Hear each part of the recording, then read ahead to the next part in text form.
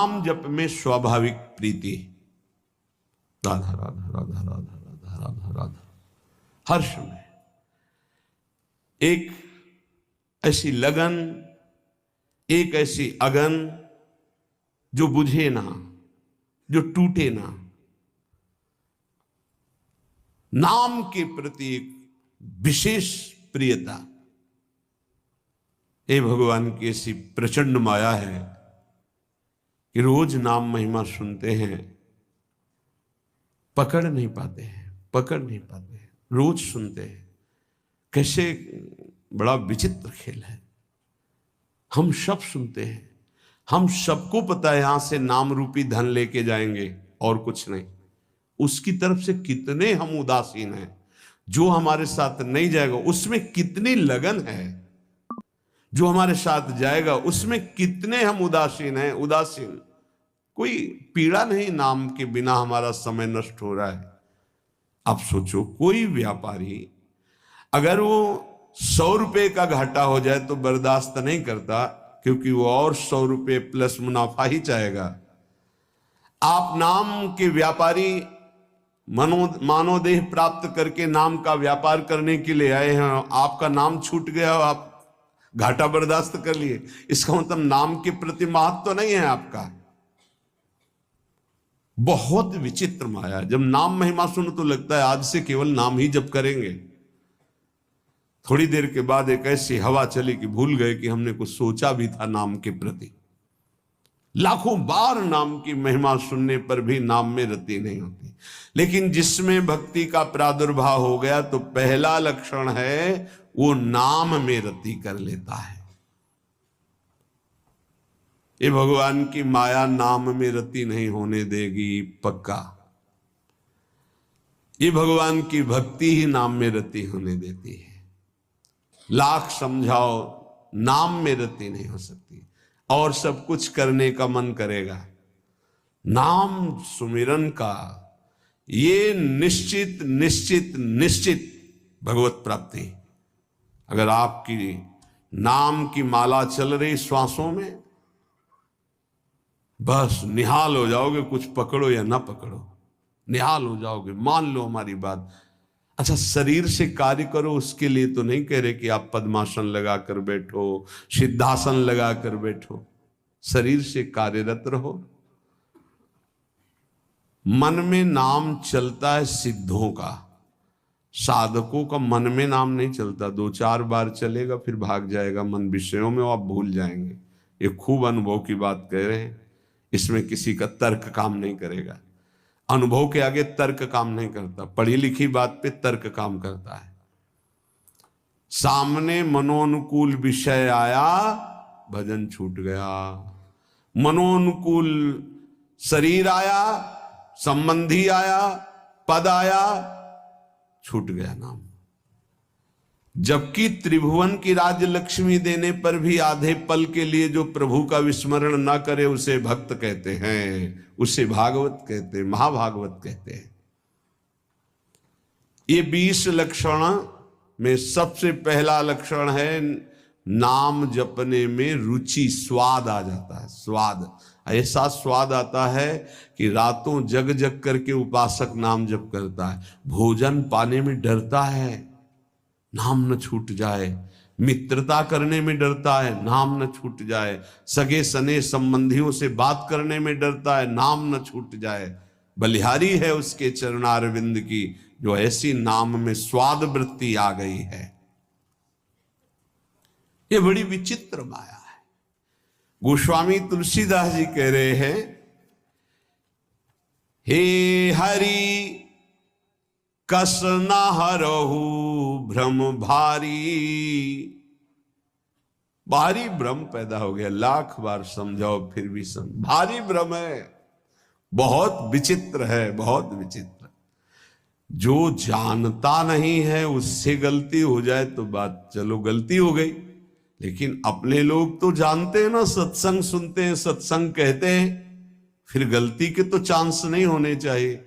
लेकिन सत्संग सुनो और सत्संग करो। नाम जब नहीं करोगे ना तो वही करोगे जिसको कहते हो नहीं करना चाहिए। कागज में लिख लो चाहे दिमाग में लिख लो, ये हम छाती की बात कहते हैं, पढ़ी लिखी बात नहीं। भजन नहीं है तो बोलते रहो त्याग वैराग्य की बातें, सुनाते रहो, तालियां पिटती रहेंगी, लेकिन माया तुम्हें पीटती रहेगी। भजन है कुछ बोलना आता हो ना आता हो, सीधे भगवान से तुम्हारा संबंध हो, जो है वही प्रकाशित हो जाएगा। एक अद्भुत आनंद। जब निज सुख प्रकट होता है तो मन भोगों में नहीं आता। निज सुख बिन मन होई कि थीरा। यद्यपि मृषा सत्य भाषे, जब लगी नहीं कृपा तुम्हारी, हे हरि कस न हरहु भ्रम भारी। मेरे स्वामी, संसार को सत्य और सुख रूप मान करके आपको भूल जाता हो, भारी भ्रम है, बहुत भ्रम। आप देख लीजिए, देख लीजिए, आपके अनुकूल भोग केवल होना चाहिए, हो चाहे आंख का हो, चाहे कान का हो, चाहे नाक का हो, चाहे भोग का हो, चाहे किसी। प्रभु की याद नहीं आएगी। देख लेना क्या गजब का आकर्षण है। हर भोग में इतनी सामर्थ्य कि प्रभु को भुलवा दे। गजब की। तो धन्य है वो भक्त जो ऐसी परिस्थिति में राधा राधा राधा राधा राधा। कई बार हमने कहा है कि आप किसी भी भोग का वास्तविक सुख देखना चाहते हैं तो ठीक जब आप भोग रहे, चाहे रसेंद्री का हो, जनेन्द्री का हो, नेत्रेंद्री का हो, घ्राणेन्द्री का हो, उस समय आप नाम में चित्त लगा दीजिए, राधा राधा। फिर सुख मिले तो हमको बता देना। जब नाम भूले और उसमें एकाग्र हुए तो आपकी एकाग्रता और कामना के कारण आपको सुख दिखाई देता है, अन्यथा नहीं। प्रभु यद्यपि मृषा, बहुत झूठा सुख है, पर सत्य भास है, सत्य लग रहा है। नाथ कृपा कर दो, इस भ्रम को हटा दो, आपकी कृपा से ही हटेगा। अर्थ अविद्यमान जानिय, संस्कृति नहीं जाए गोसाई। बिन बांधे निज हठ सठ परवश, पर्यो कीर की नाई। प्रभु, यद्यपि यहां जितना कुछ सब मिथ्या है, सत्य है, यहां सब झूठा है। जो पहले था वो अब नहीं, जो अब है वो आगे नहीं रहेगा, खत्म होता जा रहा है। वो शरीर गए जिनको मां पिता कहते थे, गए वो, उनके मां पिता गए। ये जाने को तैयार हैं, जो जन्मे हैं वो बढ़ के जाने को तैयार है। होश में यहां कोई टिक नहीं रहा है, सब जा रहे हैं, क्रम से जा रहे हैं, समय से जा रहे हैं अपने अपने। लेकिन यहां जो लेने आए हो, कमाने आए हो, जिसे देव दुर्लभ कहा गया है, उससे क्यों उदासीन हो, उसको क्यों नहीं पकड़ रहे। पर हरि, यद्यपि यह सब झूठा है, पर आपकी माया का इतना आकर्षण है कि सत्य भास रहा है। देखो, बैंक में 1 लाख रुपया जमा है, उसका 5 रुपया भी खर्चा नहीं करना है। अगर 5 रुपया मिल जाते तो 1,05,000 रुपया हो गए, 10 और हो गए 1,15,000। वो जोड़ते अब 2 लाख हो गए, अब 3 लाख हो गए। मरते समय उन्हें 3 लाख का चिंतन हुआ, सांप बन करके उसी घर में बैठे। कितना नाम जप किया, ये खास बात है। पर प्रभु, ये बड़ा भ्रम है, बड़ा भ्रम। छोटे मोटे की बात नहीं करते, जिनको ज्ञान है उनकी बात कर रहे हैं, और तो सब उसी में फंसे। अर्थ कौन सा सुख देता है? संख्या का। ये पकड़ी गई है बात। गिनने का बड़ा सुख होता है, एक बार गिन के फिर दोबारा गिनो तो बड़ा मीठा लगेगा। उनको संख्या का बड़ा आकर्षण है, हर विषय का आकर्षण है। चिंतन, भैया खास बात हमारी पकड़ लो, जगत में जो कुछ तुम्हें सत्य भास रहा है, सुख दे रहा, उसका कारण तुम्हारा चिंतन है। भगवान ने स्पष्ट कहा, ध्यायतो विषयान पुंसान संगास्ते सुपजायते संगात संजायते कामा।